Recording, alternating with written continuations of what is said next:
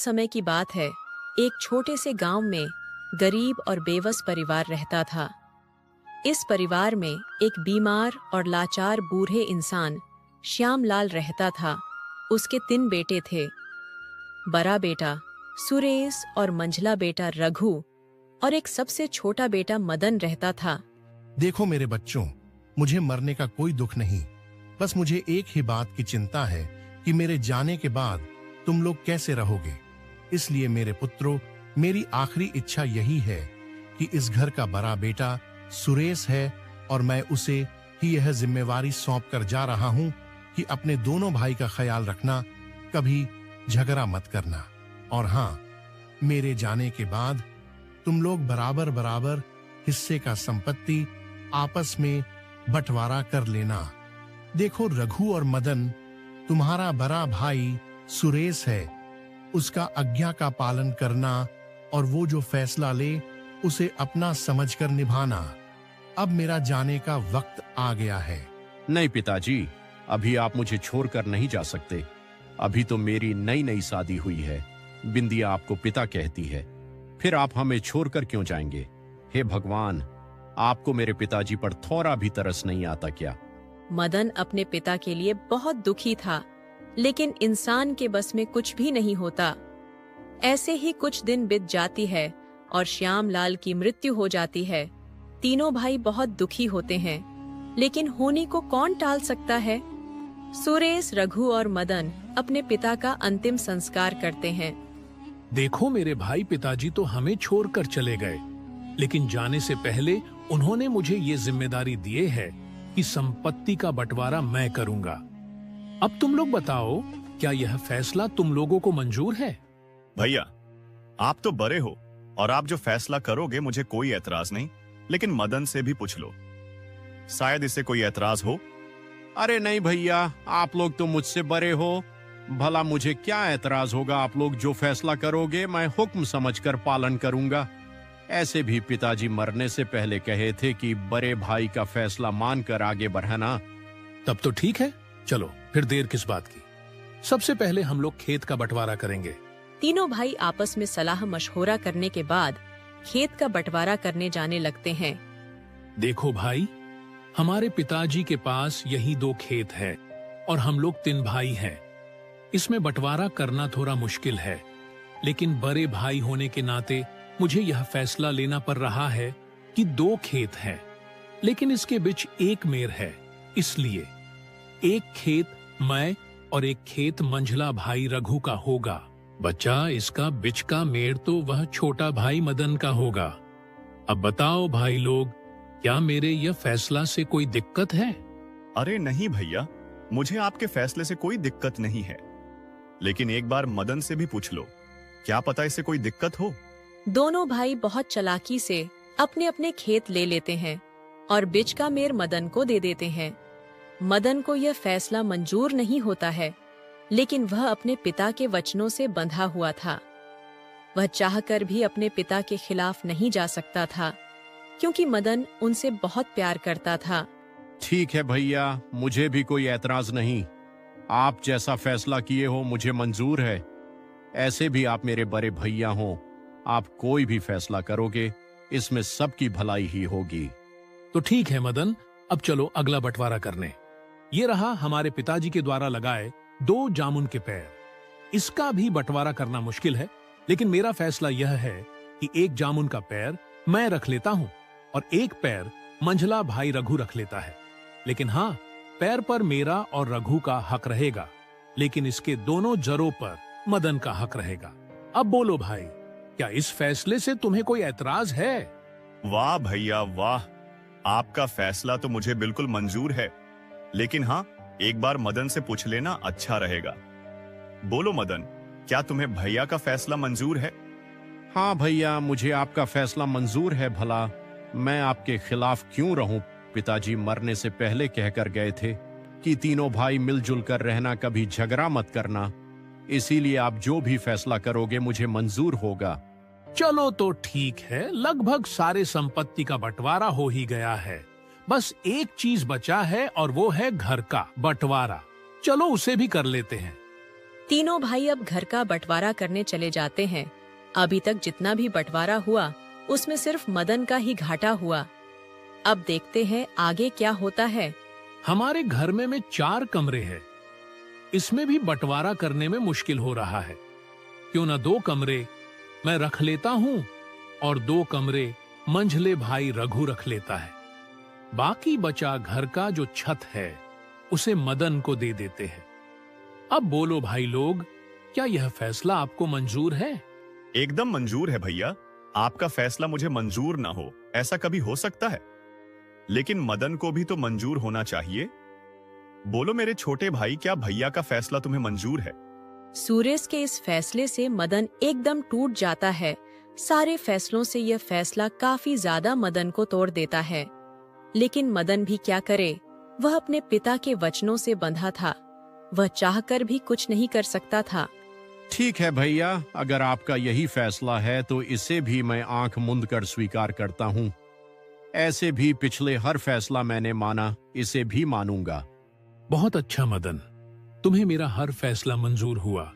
मुझे अच्छा लगा। चलो, बंटवारा यहाँ खत्म होता है। अब बंटवारा पर सभी लोग अटल रहना। अरे ये क्या भैया, आपने एक चीज का बंटवारा तो किया ही नहीं। ये तुम क्या बोल रहे हो रघु? मुझे नहीं लगता कि अभी भी बंटवारा करने को कुछ बचा होगा। लेकिन तुम्हें लगता है कि कुछ बच गया है तो बताओ, मैं अब भी कर देता हूँ। हाँ भैया, आपने सभी का बंटवारा कर तो दिया, लेकिन पिताजी के द्वारा कुछ पैसे इकट्ठे थे, उसे भी बंटवारा कर दो। आप रुको, मैं अंदर से लेकर आता हूँ। श्यामलाल के द्वारा कुछ पैसे इकट्ठे थे। रघु उसे भी बंटवारा करने को बोलता है। रघु घर के अंदर से एक मटका पैसा लाता है और जमीन पर रख देता है। उसमें कुछ सिक्के पुराने थे और कुछ सिक्के चमक रहे थे। देखो भाई, ये कुछ पैसे हैं जिसे पिताजी ने बहुत संभाल कर अपने पास रखा था। चूंकि अब वह इस दुनिया में नहीं है, इसलिए इसे हम आपस में बराबर बंटवारा कर लेते हैं। लेकिन इसमें कुछ बहुत पुराने सिक्के हैं जिनका आजकल जमाने कोई मोल नहीं, इसलिए ये सिक्के मैं चाहता हूँ कि मदन तुम रख लो, और जो सिक्के तत्काल में चल रहा है उसे मैं और रघु आपस में बराबर बांट लेते हैं। बोलो भाई, क्या कहते हो? तुम्हें ये फैसला मंजूर है? हाँ भैया, मुझे तो आपकी हर फैसला मंजूर है। बोलो मदन भाई, तुम्हें भैया का फैसला मंजूर है? ठीक है भैया, अगर मेरी किस्मत में यही पुराने सिक्के लिखे हैं तो मैं इसे स्वीकार करता हूँ। दोनों भाई आपस में सिक्के बांट लेते हैं जो अभी के जमाने में चलता हो, और पुराने जमाने के धातुओं से बने सिक्के मदन को दे देते हैं, जो आज के जमाने में उसका कोई मोल नहीं। मदन निराश तो था, लेकिन फिर भी वो सिक्का लेकर घर के अंदर जाने लगता है। तभी अरे ओ मदन, घर के अंदर क्यों जा रहे हो? तुम्हें बंटवारा का मतलब समझ नहीं आया क्या? बंटवारा हो चुका है और उसके हिसाब से 2 कमरे मेरे और 2 कमरे रघु के हैं। तुम्हारा इस घर में कुछ भी नहीं सिवाय छत के। अरे भैया, तो मैं कहाँ जाऊं? आप सब 2-2 कमरे ले लिए, अब मैं कहाँ रहूं? मेरा अभी नया नया शादी हुआ है, अपनी पत्नी को लेकर छत पर रहूं क्या, जो सिर्फ खप्पर और घास फूस का बना है? मदन भाई, ये तुम्हें पहले सोचना चाहिए था ना। कोई भी फैसला हमने ऐसे तो नहीं किया जिसमें तुम्हारी रजामंदी नहीं थी। हर फैसला तुमसे पूछकर ही किया था। अब हम लोग तुम्हारे लिए कुछ नहीं कर सकते, तुम्हें घर छोड़कर जाना ही होगा। अब तुम कहां रहोगे, ये तुम्हारी समस्या है। पिताजी के कहने के अनुसार हमने बंटवारा कर दिया। मदन अपने भाइयों की बात सुनकर बहुत चिंतित हो जाता है। अनजाने में मदन ने गलत फैसलों का शिकार हो गया। सुरेश और रघु, मदन और उसकी पत्नी दोनों को घर से लात मारकर निकाल देते हैं। मदन बेचारा मायूस घर से बेदखल हो जाता है। मदन गांव से बाहर एक जंगल में झोपड़ी का एक कुटिया बनाकर रहने लगता है। मदन कभी सपनों में भी नहीं सोचा था कि उसके अपने भाई उसके साथ ऐसा करेंगे। हे भगवान, ये आप मुझे कैसा दिन दिखा रहे हो? आखिर मेरी गलती क्या है? क्या मेरी गलती यह है कि मैंने उन्हें अपना भाई माना? या मेरी गलती ये है कि मैंने उन पर आंख मूंद कर विश्वास किया? अब जीवन भर रोते रहो। जब बंटवारा हो रहा था तब क्या तुम्हारी अक्ल घास चरने गई थी? आपका सिर्फ एक ही गलती है कि आपने उन पर आंख मूंदकर विश्वास किया, जो वो लोग इस लायक हैं ही नहीं। अब रोने से क्या फायदा जब चिड़िया चुग गई खेत। अब आगे क्या करना है उसके बारे में सोचो। हाँ बिंदिया, तुमने ठीक कही। वो लोग मेरा विश्वास का ही गलत इस्तेमाल किए हैं। वो लोग मेरा भाई हो ही नहीं सकता।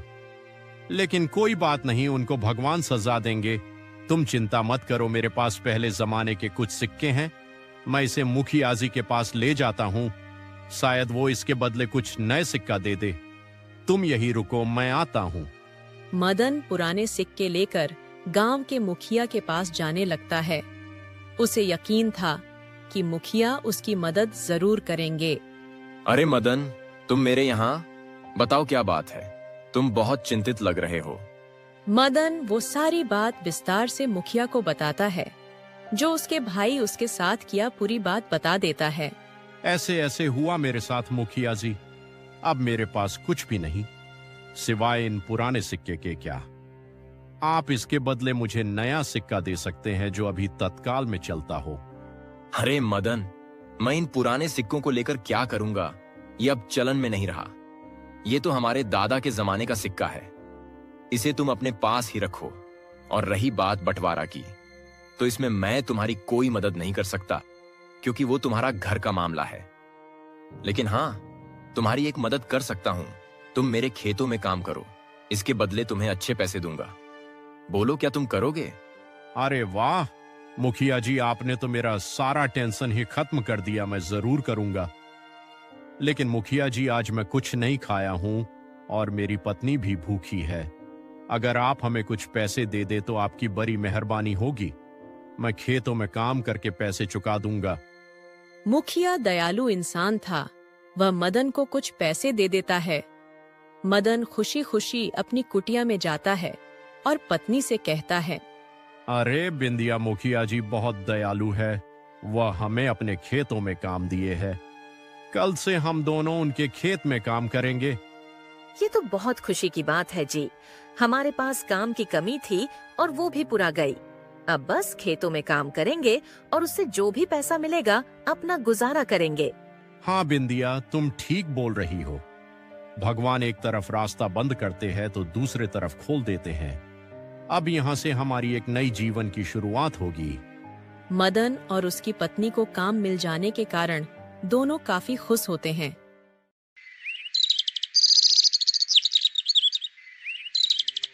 सुबह हो जाती है और दोनों मुखिया के खेत में काम करने निकल जाते हैं। चलो बिंदिया, अब अपने काम पर लग जाते हैं। हमारे नसीब में यही है, जितना मेहनत करेंगे उतना भगवान हमें फल देंगे। मदन खेत में काम करना शुरू कर देता है। बिंदिया भी उसकी मदद करने लगती है। अरे भैया, हमारे खेत में फसल इस बार काफी अच्छा हुआ है। चारों तरफ हरियाली ही हरियाली है। हमारी तकदीर तो बहुत अच्छा है भैया। हम दोनों ने अपनी अपनी जमीन ले ली और बिच का मेर मदन को थमा दी। आखिर वो इस मेर का क्या ही करेगा? इसका पूरा लाभ तो हम दोनों उठा रहे हैं। अरे हाँ रघु, तुम ठीक कह रहे हो। उसका तो किस्मत ही फुट गया है। सारे संपत्ति में उसको ऐसा चीज दिया है जिसे उसका कोई काम नहीं। सारा का लाभ तो हम दोनों उठा रहे हैं। वाह रे रघु भाई, वाह, मजा आ गया। मदन के दोनों बड़े भाई उस पर हंस रहे थे, लेकिन शायद इन्हें पता नहीं कि अगर मदन चाह जाए तो इनका जीना हराम कर सकता है। लेकिन मदन बेचारा भोला था। उसे इतना ज्ञान नहीं कि आखिर इनसे बदला कैसे लिया जाए। सुबह से शाम हो जाती है, लेकिन अभी भी मदन मेहनत करना नहीं छोड़ता है।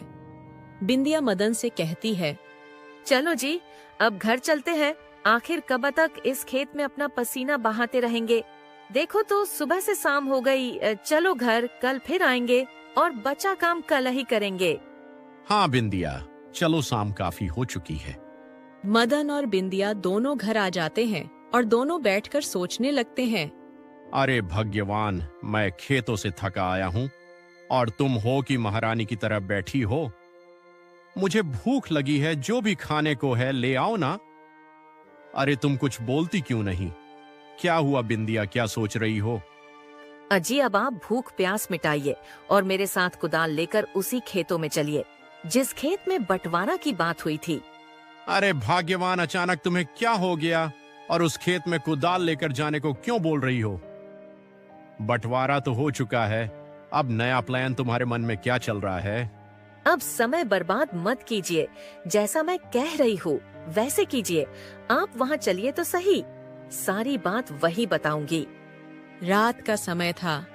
दोनों पति पत्नी उसी खेत में चले जाते हैं जिस खेत का बंटवारा मदन और उसके दोनों बड़े भाई में हुआ था। यही वो खेत है बिंदिया, जिसमें दोनों खेत के बीच का जो मेर है वो हमें मिला है, और एक खेत बड़े भाई और एक खेत मंझले भाई ने लिया है। अब बताओ क्या करना, मुझे कुछ समझ नहीं आ रहा। अच्छा, तो बीच का मेर हमारा है। एक काम करते हैं, इस मेर को ही तोड़ देते हैं, ना रहेगा बांस और ना बजेगी बांसुरी। अरे बिंदिया, तुम सच में पागल तो नहीं हो गई हो? बिना मेर के खेती कैसे होगा? और देखो तो फसल भी कितना लहलहा रहा है। अगर मैं इसे तोड़ दिया तो सारा पानी बह जाएगा और फसल बर्बाद हो जाएगा।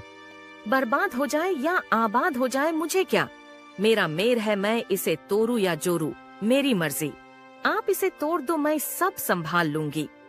अरे वाह बिंदिया, तुम्हारा दिमाग को तो दाग देना होगा। अब मैं सब समझ गया, तुम क्या कहना चाहती हो। रुको, मैं अभी मेर को तोड़ देता हूँ। मदन अपनी पत्नी की बात समझ जाता है और बिना मोह माया के मेर को तोड़ देता है। मेर जैसे टूटता है, सारा पानी उसमें का बह जाता है, जिसके कारण फसल भी टूटकर बिखर जाता है।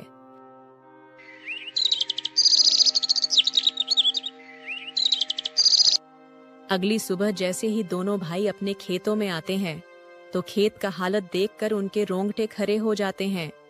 अरे भैया, ये देख रहे हो, खेत का फसल तो पूरा बर्बाद हो गया। ये कैसे हुआ भैया? कल तो हमारा खेत बिल्कुल भी ठीक था, ये अचानक कैसे हो गया? अच्छे से देखो, रघु, खेत का हाल खुद से नहीं हुआ है, इसका मेर किसी ने तोड़ दिया है, तभी सारा पानी बह गया और फसल टूटकर बिखर गया। मुझे लगता है ये कारनामा मदन का है। चलो मुखिया से इसकी शिकायत करते हैं। मदन मेर तोड़कर बहुत खुश था, जैसी करनी वैसी भरनी। रात हो जाती है और इस बार फिर से दोनों पति पत्नी उस जामुन के पेड़ के पास जाते हैं जहां मदन को हिस्सा में जर मिला था। अरे बिंदिया, यही वो दोनों पैर है जिसमें मेरे दोनों भाई ने हिस्सा में जड़ दिया है। अब इसका क्या करना है? करना क्या है जी, जो हमें हिस्सा मिला है उस पर पूरा हक है हमारा, और हमारे हक पर किसी और का पैर फल लगे मुझे बर्दाश्त नहीं। मेरे जर पर किसी का पैर नहीं लगेगा, इसे धर से अलग कर दो। मदन अपनी पत्नी के बातों से सहमत था। वह खुशी खुशी पैर को काट देता है। सुबह जब दोनों भाई पैर को कटे देखते हैं तो बहुत ही निराश होते हैं। ये क्या भैया, कल तो खेत बर्बाद हुआ था और आज ये जामुन का पेड़। ये हमारे जीवन में क्या हो रहा है? आखिर कौन कर रहा है? मदन और बिंदिया को अब भी इतना करने से मन नहीं भरता है, इसलिए दोनों लोग अब घर तोड़ने के प्लान बनाते हैं। मदन हाथ में कुल्हाड़ी लेता है और सुरेश के घर जाने लगता है। इधर दोनों भाई घर के बाहर ही परेशान खड़े थे, तभी अरे अरे मदन, तुम कुल्हाड़ी लेकर कहाँ घुसे जा रहे हो? आखिर मेरे साथ तुम्हारी दुश्मनी क्या है जो मुझे बर्बाद करने पर तुले हो? कभी खेत का मेड़ तोड़ दे रहे हो तो कभी जामुन का पेड़। इस बार तुम्हारा क्या प्लान है? देखो भैया, मेरा आपसे कोई दुश्मनी नहीं है, बस आपने जो मुझे बंटवारा में दिया है मैं उसी को तोड़ रहा हूँ। ऐसे भी उस पर सिर्फ मेरा हक है, मैं उसे तोड़ूं या कुछ भी करूं आपको क्या? और इस घर का छत मेरे हिस्से में है, इसलिए इस बार इसे ही तोड़ देता हूँ। अरे नहीं मदन, तुम ऐसा मत करो। अगर तुम छत को ही तोड़ दोगे तो घर का वजूद ही मिट जाएगा। छत के बिना घर अधूरा है। मैं कहाँ रहूंगा? तुम इस घर को बख्श दो। नहीं भैया, मैं छत को तोड़ कर ही रहूंगा, वो मेरा हिस्सा है। और रही बात रहने की, तो आपको बंटवारा करने से पहले सोचना चाहिए था। जब आप मुझे और मेरी पत्नी को घर से बेदखल किया था तब आपको समझ नहीं आई कि हम लोग कहाँ रहेंगे, और जब बात खुद पर आई तब खून के आंसू रोने लगे। अगर इस घर को बचाना है तो चलो मेरे साथ मुखिया जी के पास, अब वही इसका फैसला करेंगे। तीनों भाई मुखिया जी के पास जाते हैं। अब इस बंटवारे का फैसला वही करेंगे। मुखिया जी देखिए, मदन सठिया गया है। एक तो खेत का मेर तोड़ दिया और फिर जामुन का पैर भी काट दिया। इससे इसका मन नहीं भरा, तो अब ये घर तोड़ने की बात कर रहा है। आप इसे सजा दीजिए, ये हमारा फसल बर्बाद कर दिया है। क्यों मदन, तुम ऐसा क्यों कर रहे हो? किसी का नुकसान करने का अंजाम जानते हो क्या होता है? हाँ मुखिया जी, मुझे अंजाम भली भांति मालूम है, लेकिन पहले मेरी बात सुनिए। मैंने कोई इनका नुकसान नहीं किया है। मैंने जो भी तोड़ा है या काटा है वो मेरा खुद का हिस्सा है। आप पहले इनसे पूछिए, इन्होंने बंटवारे समय मुझे खेत का मेड़ दिया था और खुद दोनों ने एक एक खेत लिया था, और जामुन का पैर जो था उसमें भी इन्होंने मुझे सिर्फ जड़ दिया था, इसीलिए मैंने अपने जड़ को काट दिया। और रही बात घर का बंटवारा का, तो उसमें भी इन्होंने मुझे घर का छत दिया। अब मैं चाहता हूं कि अपने छत को तोड़ दूं, लेकिन ये लोग तोड़ने नहीं दे रहे हैं। अब आप बताइए मुखिया जी, इसमें कौन गलत है और कौन सही? तुम बिल्कुल अपने जगह पर सही हो मदन। इन दरिंदों को सबक सिखाने का यही सही तरीका है। तुम जाओ और घर को तोड़ दो, मैं तुम्हारे साथ हूं। मदन के पास रहने के लिए उसका झोपड़ी है। अब तुम लोग अपना देख लो। अरे नहीं मुखिया जी, मुझे माफ कर दीजिए। हम दोनों भाई को अपनी गलती का एहसास हो गया है। हमने बंटवारा में मदन के साथ छल किया है। अगर मदन उसे तोड़ देगा तो हम कहां रहेंगे? आज से मैं यह वादा करता हूं कि बड़े भाई होने के नाते खुद भूखे रहूंगा, लेकिन अपने दोनों भाई का पेट भरूंगा। तीनों भाई अब साथ मिलकर रहेंगे, दुख सुख आपस बांटकर सुकून की जीवन जिएंगे। हमें माफ कर दो मदन भाई, हमसे बहुत बड़ी गलती हो गई। तो इस तरह मदन अपने बेईमान भाइयों का सामना किया, और ये सब उसकी पत्नी बिंदिया की वजह से हुआ। तो दोस्तों, हमें इस कहानी से यह सीख मिली कि अगर घी सीधी उंगली से ना निकले तो उंगली को टेढ़ी करनी पड़ती है। अगर सीधा बनकर रहोगे तो ऐसा जुल्म अगली बार आपके साथ ही होगा। इसलिए सतर्क रहे और होशियार रहे। धन्यवाद।